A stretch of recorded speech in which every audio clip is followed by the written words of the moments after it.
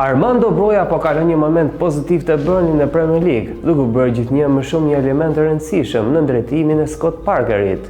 Sulmuesi shqiptar ka qenë titullar në 6 nga 7 ndeshjet e fundit në ligën e futbollit anglez, dhe këtë besim ai ka fituar në fushën e lojës.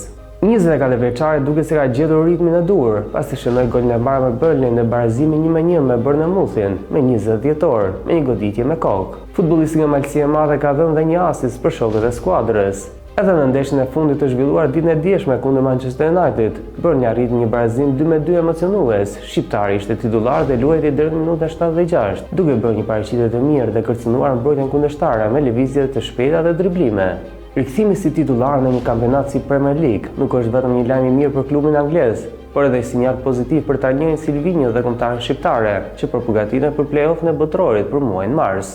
Me një broje në formë optimale dhe humor të mirë, bomër shqiptar mund të jetë përcaktues për të realizuar ëndrrën e madhe që një ditë kombëtara jonë të shkojë në Kupën e Botës. Silvinho për momentin ka gjetur buzëqeshje, ndërkohë që shpreson që të vijojë me këto ritme.